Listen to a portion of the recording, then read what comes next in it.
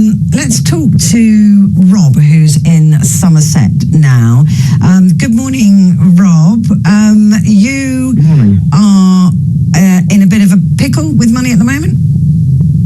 Yeah, unfortunately I'm unemployed at the minute, which means I'm on universal credit.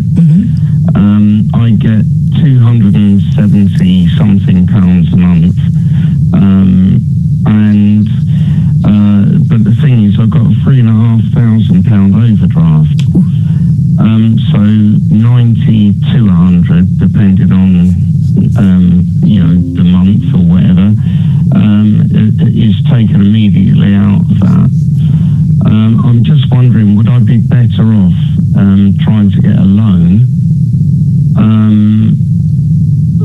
Because obviously interest rates are huge at the minute, so I'm not quite sure whether I'd be better off sticking where I am or... What is the cost of the overdraft at the moment? Yeah, well, what's the interest rate on your overdraft, Rob? Sorry, could you say that again? What is the interest rate on your overdraft? Do you happen to know?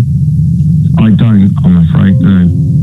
Okay, well, before we can answer that question, you need to know what the interest rate on the overdraft is. Now, unbelievably, banks for the last few years are allowed to charge like 45% interest on overdrafts. Okay. So you may be paying a staggering amount. I mean, you say that they take £92 a month? Pretty much, yeah. That'll be an average, yeah. Well, I mean, a 10% interest rate would be £350 a year. Okay. And if you're paying £92 a month, you're paying 4 times more than that. And it sounds as if you might be paying 40% on your interest rate, which I know is sick making, but the banks are allowed to get away with it because the regulators are so running weak. So I would get out of that overdraft and get a loan, even if you pay 12 or 15% or more. You'll be saving yourself a hell of a lot of money. But as an unemployed person, would I be able to get a loan? That's the issue. That's a lot. You could certainly try to get your bank to convert the overdraft to a loan.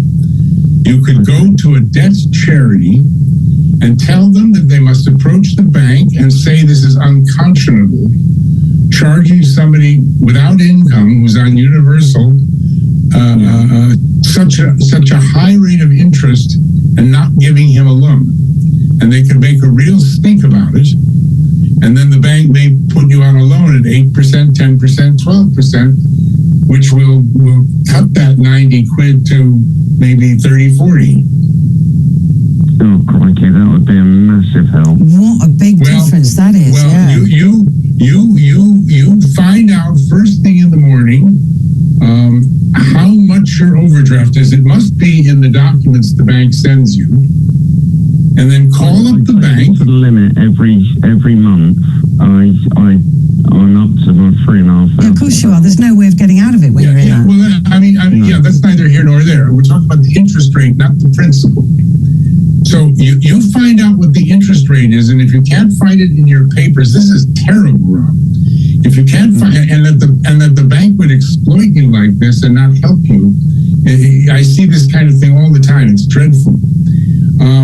I mean, I've got nothing against banks. I've been on television the last 3 days talking about this whole Coots thing and saying that banks are not evil places. They're filled with hundreds of thousands of people that just want to help customers, but for some reason, always at the top, the policy is set by some pretty toxic people, and this kind of thing happens. So in the morning, find out what your interest rate is. If you can't see it in the papers, call up the bank and say, what's the interest rate on this overdraft? Will you please convert this to a loan? It's unconscionable. I'm not employed. Give me a loan for 12 months. And if they refuse you, make sure you get the name of the person you spoke to. Then go down to Citizens Advice or Step Change or somebody like that and tell them to get on your case. Okay. Yeah, treated fairly, and there I are feel rules. for you. You're not being treated Yeah. fairly. Well said. Absolutely. It's scandalous. Yeah, it really is. And I would quickly say to Petri, I spoke to you about 6 months ago and he helped me through a really bad stage, so thank you. Oh, I'm so glad. Well, it was good that you're still watching and taking part. Thank you for calling. we feel for you, Rob. Yeah, good luck with that, Rob. Let us know how it goes. Yeah, appreciate it. Thank you. All right, my love. Take care. Good luck. Good luck with that. Yeah, it does seem to be very unfair, doesn't it? It's also, Roger, like with bank charges and things, they're not allowed just to pluck a number out of the air, although they do. They have to prove, don't they, that letter that they spaffed out, that actually it cost 50 quid for them to do it, which often it's pennies and not pounds. Right. I know. It's outrageous. It's outrageous. I know. Right, we're going to take a quick break now, but there's loads of you calling in, so stay where you are. If you've got any financial worries, give us a call and Roger will be able to help you out. Stay where you are. He's back and he's uncensored.